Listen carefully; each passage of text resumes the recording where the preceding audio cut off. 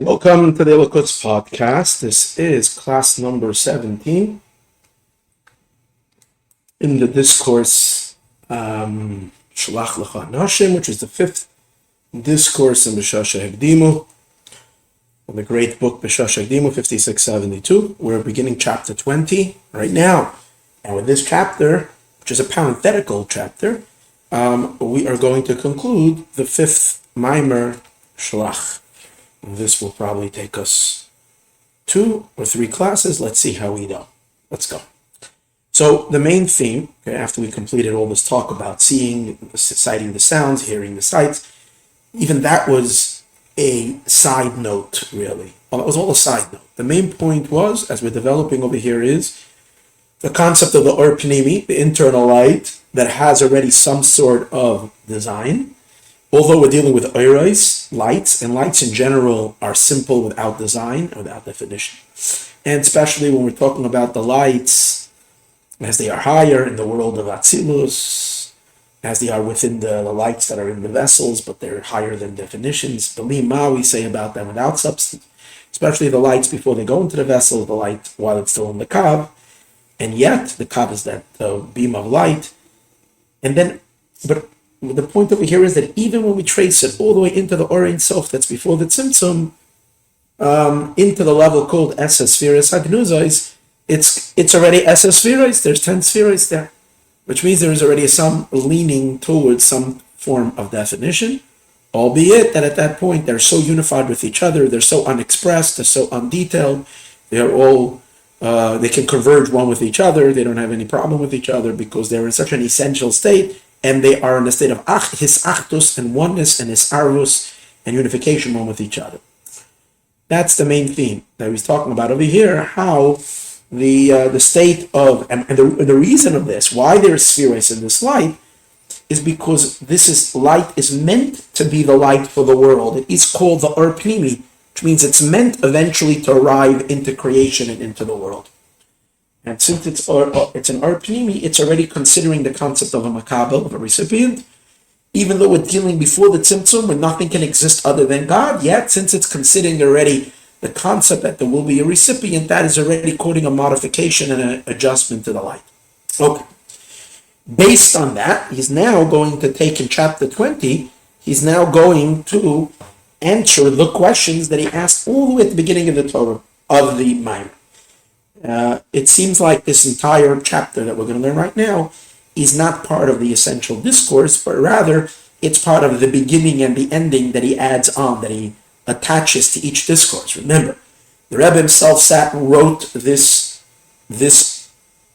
great book, chapter after chapter. But then he would relate it Shabbos after Shabbos. He would deliver it in pieces. Each segment was delivered in another Shabbos, usually on a Shabbos. This one was a Shabbos Parsha Shalach. And the Rebbe would always take the subject that he was at that part of the discourse, the overall discourse that he was teaching, and then adapt it to the Torah portion, and based on, ask a few questions, and then in the beginning of the discourse, and then in the end of the discourse, come back to resolve those questions. And he would find the themes of whatever he's talking about in the weekly Torah portion. How can you always find the theme of what you're talking about at that time and the most abstract ideas in the Torah portion? Well, that shows us 2 things. What the Torah is and what a Rebbe is, that he's able to do that. In any case, in the beginning of the Maayon, he asked, the subject of Parsha Shalach talks about the spies, and the questions that we asked regarding the spies was, first main question was, what was the whole purpose of sending spies? Moshe sent these scouts to scout out the land when the conquest was utterly going to be miraculous. If you're going to conquer a land and you're going to do it in a more natural fashion, no, then we understand that it makes sense to send spies to know where the vulnerability of the enemy is. But or if you're doing it completely in a miraculous way, who cares about the spies? That was the question. Then he also asked, why did Moshe Rabbeinu specify 3 particular things? What were the 3 things? What is the land he told them to look at? What are and what is and what kind of cities are there? And he said, and what are the people that are living? So he wanted to know what is the significance of these three inquiries that we're supposed to check out. And also, why by each one does he say ma, ma, ma, ma? So all these questions he's going to deal with right now over here, based on the premise and the idea that the Or Pnimi, even at its quintessential beginning of beginning, it already starts to have a Pnimius, which means it has already some sort of a design, but at the same time, it's still above any specifics. It is and it's not. That's the point of here, Or Pnimi. It's as we said, it doesn't have a Metzias, that's why it doesn't clash with each other. So in a sense, we can't identify anything in it, but at the same time, it's not the same. It's already dropped down from the level of the Or Makif, of the encompassing of the Or Ein Sof in its own purity, which on that state, there's no 10 spheres even hidden in it. It's spheres Ein Kates. It's spheres without an end. Okay. So this idea is now going to explain. Let's see what he does. Chapter 20, and the whole chapter 20 is in brackets, is in parentheses, to tell us that this is all just, a side note as it relates to the parsha. But it's very inspiring. So let's look. Hine, in the Torah, Yesh Midbar Yishuv V'Sad. So before we begin, let's note like this. The concept of Or Makif, an encompassing light, which is, by the way, the whole subject of the discourse. The discourse, really at the beginning, started all about crowns. When the Jews said, Nasa before Nishma, God said, who revealed to my children these things? And then the angels came down and gave them crowns. So he discussed all the ideas of the crowns. Crowns is Or Makif. It's an encompassing light. It's not Or Pnimi. So he said all the way in the beginning of the discourse, in order to, under the first discourse, we're holding at the end of the fifth discourse. He says, in order to understand what the Or Makif is, what a crown is, first you need to understand what the Or Pnimi is, what is the internal light. And what's the difference? Or Pnimi is meant to go into vessels, and Or Makif remains above vessels. Now, these ideas, although they exist on the highest, most loftiest, most distant, most removed, we're talking over here in the infinite light of God before the Tzimtzum, yet these concepts find expression in every dimension of existence, and in our Judaism, of course. And this is the difference between Torah and mitzvot. We know in general there's mitzvahs, including in the mitzvahs is the mitzvah to study Torah, but Torah stands on its own in its own right. It has its own chashivas, it has its own importance. So in general, a lot of times you'll hear saying, you'll say Torah mitzvahs. Like we even say it in the davening, Torah mitzvahs beisanu l'madita. Torah and mitzvahs you taught us.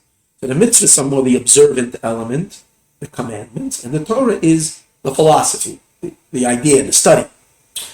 So what's the difference between the two? Any form of study is an Or Pnimi. When you're studying something, it's internal. You're taking it in. Mitzvah is a surrender. It's like God is above you, He's commanding you, and you're surrendering to God. So it says that every time you do a mitzvah, we are tapping the Or Pnimi. The Or Makif, the encompassing. And that's why it says that a mitzvah creates an Or Makif on the soul. It actually brings God's light down to encompass and surround and sobev the soul. It surrounds the soul. So much so that mitzvahs provide garments for the neshama. However, Torah becomes food for the soul. It gets digested, it enters in, because it's an Or Pnimi, just like food enters inside the person. So, being that Torah is the Or Pnimi, and what did we learn earlier?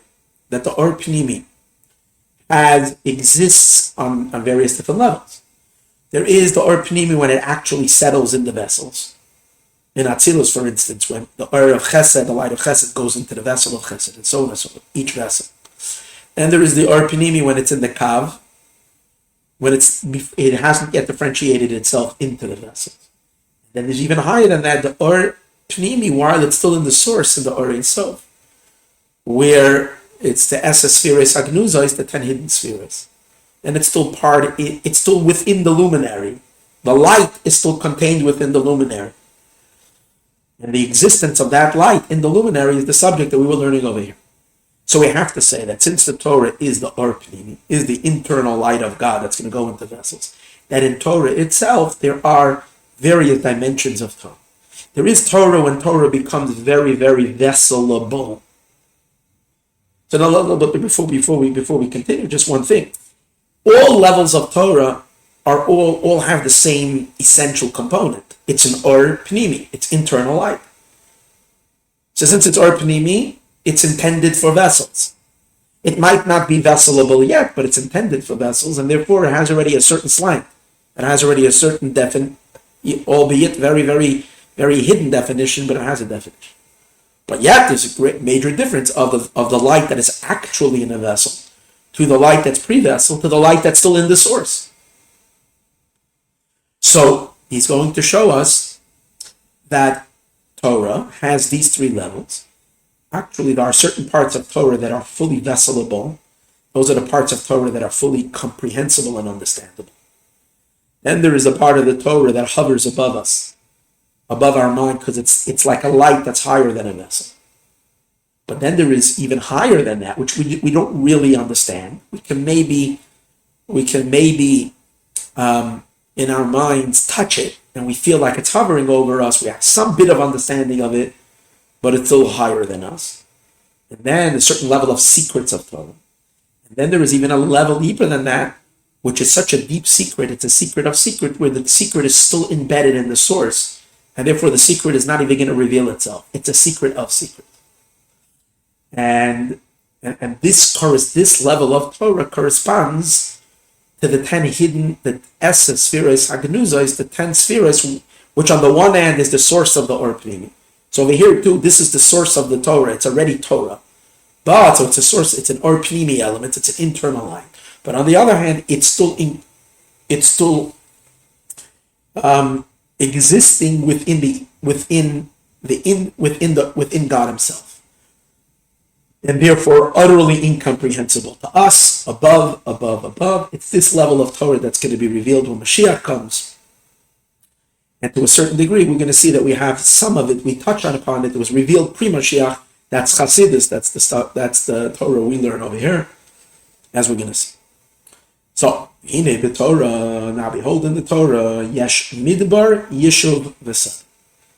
These three elements of Torah. Torah that is in vessels. Torah that is above the vessel but hugs the vessel. And Torah that is so far removed that it's completely removed from the vessel and it's therefore uncontainable at all, hidden in the source. Can also be seen as three locations in the topography of the world. In the world, geographically, the world can be divided into three types of habitats. Not talking about the ocean, talking about dry land. So within dry land, three habitats. There is the civilization, places that have been fully cities, which are mainly meant for where humans live. It's built up to be a city. Most people live in cities. That's called an Ir, a city. Or here he refers to it as Yishuv. Yishuv means civilized areas. Then there is, to the other extreme, there is wilderness. That is Midbar, wilderness. That is completely inhabitable. And hardly anybody lives in the desert. The Jewish people spent 40 years in the desert, but other than that, it's not really an inhabitable place. And then there is what we might call farmland. So farm, some people live on the farm, but farm is not the main epicenter of civilization. It's the outskirts, and the farms usually are closer to the cities. And what those farms do is that they supply the cities with the with the food and whatever is needed for the cities to be able to for civilization to work. So these are the three places. Again, there is the primary residence of people. There is the support system of that. And then there is wilderness, which is completely inhabitable. But yet it's dry land, which means it's part of the territory that is meant for humans to live, but yet it's still uninhabitable. So he's going to explain that the Torah has sections of it that is called the wilderness of the Torah. And it's not really inhabitable. We're going to see that's the highest part of the Torah. The Torah as it is still embedded in God himself.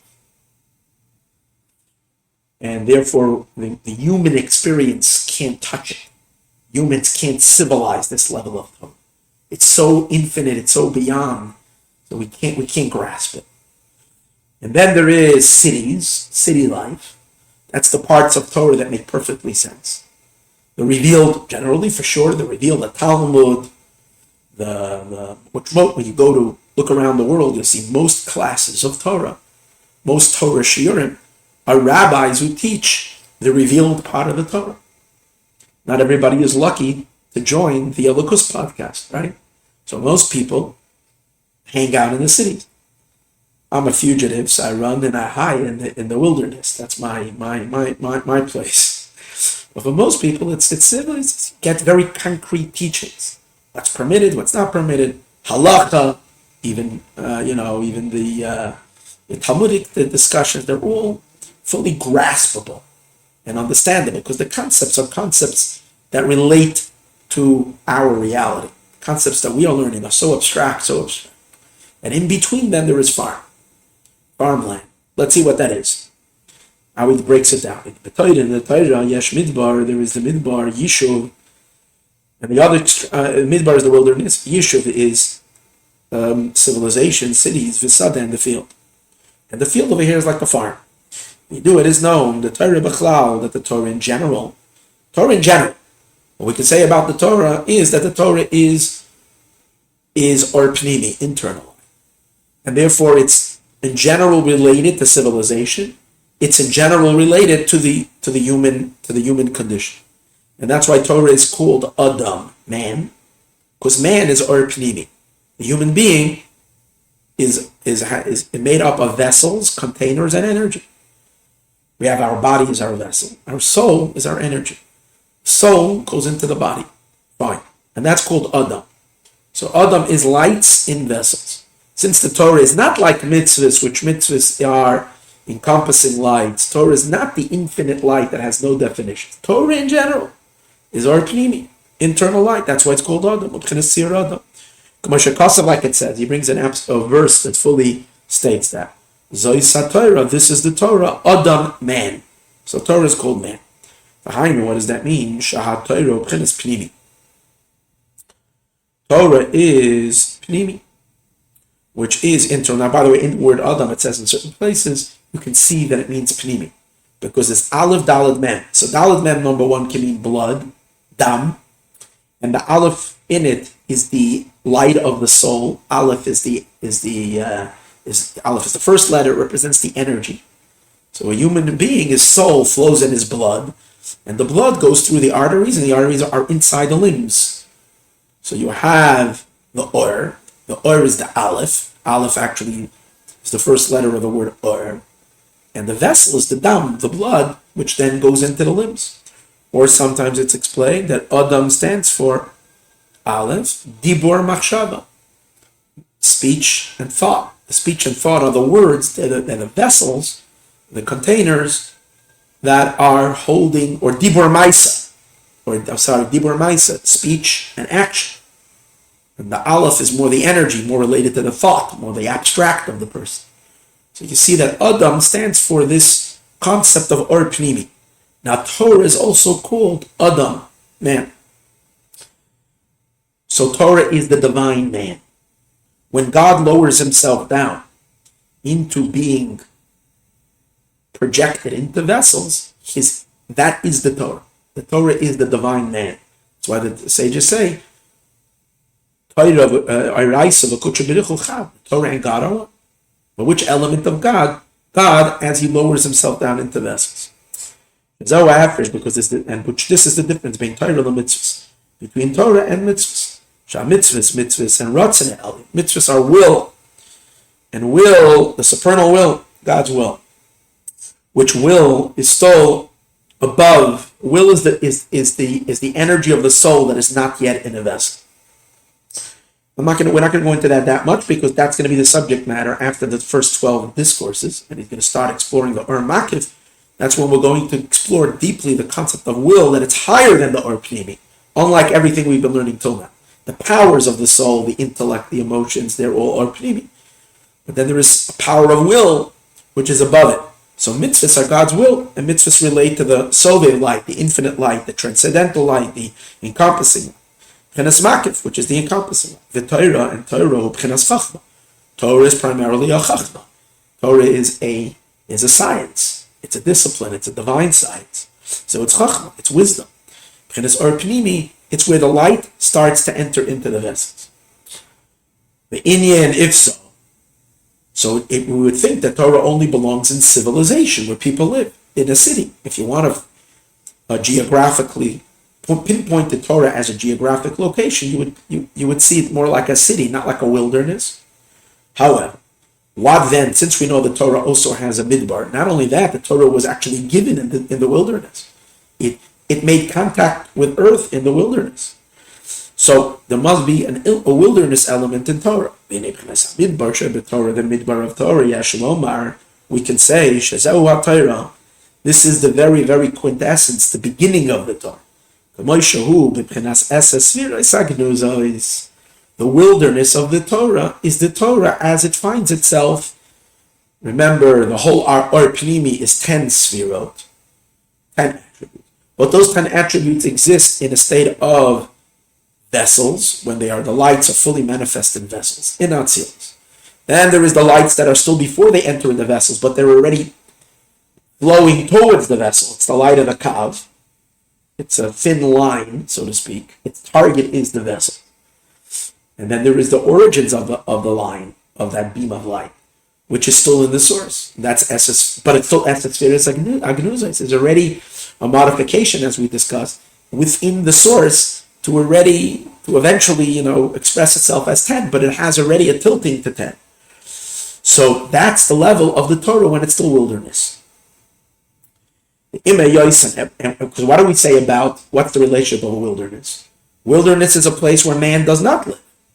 But didn't we say the Torah is called, actually there's a verse that says, regarding a desert, lo yeshev adam sham, that man cannot live in the wilderness. So we would think that Torah, which is the concept of an Or Pnimi, which is the concept of a human, which is albeit the divine human, but yet it's the concept of human, so we would think that the Torah has nothing to do with the desert. The Torah belongs only in a habitat where humans can live in civilization. So, but however, we know that included in Adam, in the supernal man, is a level called Loi Adam, where God is not a man. That means that the man can live, the divine man originates from a level that is called not man. Not only that, the level of divine man can elevate itself to being not a man. For example, I'll give a little example for that. We know that since we are structured in the same structure of God, and how do we control the divine man by all of our actions that we do. And when our lives are consistent with God's will, then everything is, then we are healthy, spiritually healthy, and God is spiritually healthy. If God forbid we wreck our supernal tselem Elokim, our image of God, so we cause, since our soul is plugged into God, so we cause a wreckage in the divine man as well. And when that happens, how do we fix that? So on Yom Kippur we fix it. Anytime we do tshuva, we fix it, but primarily on Yom Kippur. What happens? How do we do it? We take the supernal human and we dissolve the supernal human into the level of non-human, above human. Like the high priest, he goes into the Holy of Holies, and it says, the verse says, no man should be there. So simply it means no man other than the Kohen Gadol and the high priest. But there is a deeper meaning. No man is in the Holy of Holies. Even God, who's called a man, he doesn't. In the Holy of Holies, God is still pre-man. He's still not. It's still a level of the divine that is pre-lights in vessels. It's still the pure infinite light. And when the Kohen Gadol goes there, the Kohen Gadol also dissolves himself from being man into the non-man state. And when we do that, we take all the 10 sefirot above and dissolve them into the infinite. And by doing that, we refresh them, replenish them, repair them, and all the blemishes are gone. And then the man is reprojected and and it's all healthy without any blemishes, without any problem. So this is the idea that we're learning over here. In man exists within him the level that's beyond man, transcendent, loyal, not me. So what is that in the sefirot? We said earlier. There is the 10 sefirot that are very much definable as 10 sefirot. Then there are the 10 sefirot when they are still hidden, embedded, and lost in the Or Ein Sof, where those sefirot are not really defined at all. They're still pre-sefirot, but yet they exist in a non-existent state, like we discussed earlier. That's the loy adam, and that's the desert element of Torah, as he says. What do we say about the Esses Sfiros? The Ima Yois and Esses Sfiros, even though there are 10 Sfiros, Mekol Mokom, nevertheless, they am loy b'b'chinas mitzios, they're not in a state of something. Loy b'b'chinas ischalkus, they're not in a state of division where you can say this is the right hand, this is the left hand, this is the chesed, this is the gevura.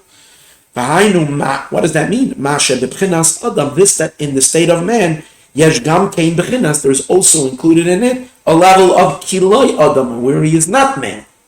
The origins of the 10 spheres, which are the origins of the human structure, originates in a much higher place where they are not rigid, defined, and yesh loima, we can say. These are the secrets of the hidden secrets of the Torah. They're higher than grasping. Because you can only grasp something that's something. When something is still not something, so how are you grasping? In order to grasp something, just like physically, you can only pick something up, a big box. You can only pick it up by its edges. You can only pick something up by its edges. We can only pick up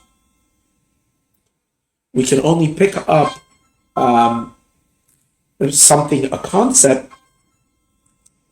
We can only pick up a concept also only by its edges.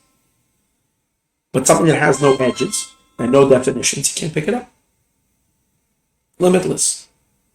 So the Torah on this level is not graspable. These are the deep secrets where the Torah is so unified with God.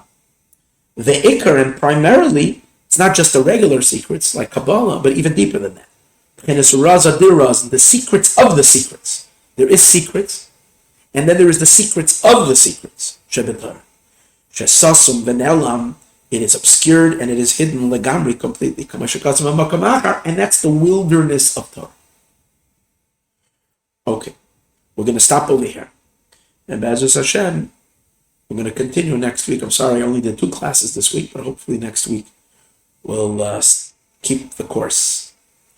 All right, thanks. And have good Shabbos, and only the best.